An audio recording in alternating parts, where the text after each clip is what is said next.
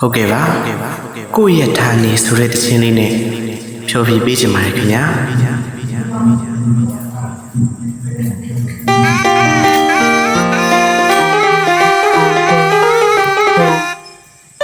မြို့ကြီးပြကြီးမနီးတဲ့တောရဲ့ရွာတွေတောရဲ့ဌာနေမှာအဲ့ဒီကစားလူဖြစ်ရတဲ့ကိုယ်အချီတွေကိုယ်အသက်ရွယ်ငါနှစ်ကျော်10နှစ်အတွင်း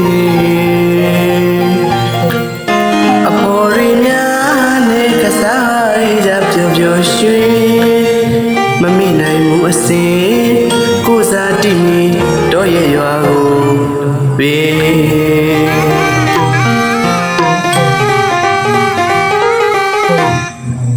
မြို့ကြီးပြကြီးမနီးတဲ့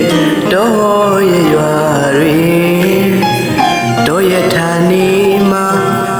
အဲ့ဒီကစားလူဖြစ်ရတဲ့ကိုယ်အချီတွေကိုယ်အသက်ရွယ်ငါနှစ်ကျော်10နှစ်အတွင်းအဖော်ရင်းများနဲ့ကစားရကြပျော်ပျော်ရွှင်မမိနိုင်ဘူးအစဉ်ကိုယ်စားတည်နေတော့ရဲ့ရွာကို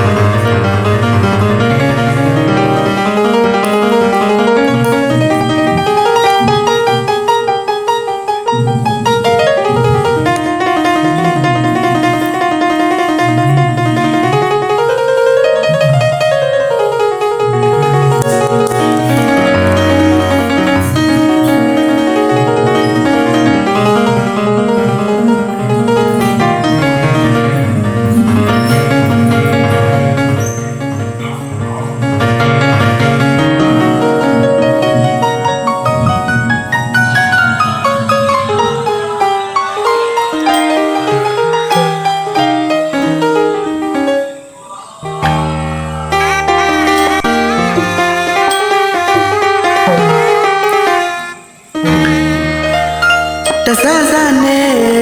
ကိုဘဝမှာပြီအရွယ်ရောက်လို့လာပြန်တော့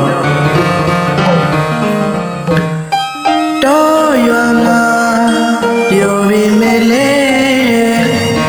ပြောရမှာမနေတို့ရမှာနေရမယ်လို့ဆိုရိုးစကားတွေရှိခဲ့တာကြောင့်မြို့ကြီးကိုလေးရောက်ခဲ့ပြီ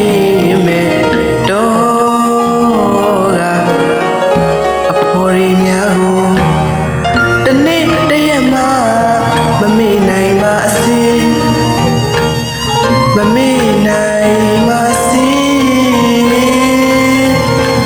တော့မဆွေမျိုးသားချင်းလေးစင်ကြတဲ့သူတွေပဲတို့သူလုံးမေးတဲ့တငယ်ချင်းပေါင်းတဲ့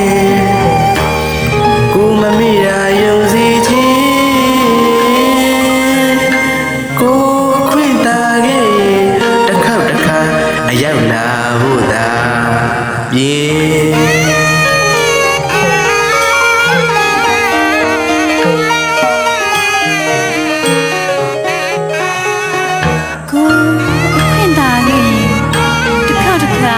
ရှောက်လာခဲ့ပါဦးမယ်လို့ကိုယ့်ရဲ့ဌာနေတချင်းကလေးနဲ့အားလုံးကိုမှားသွားရှာတယ်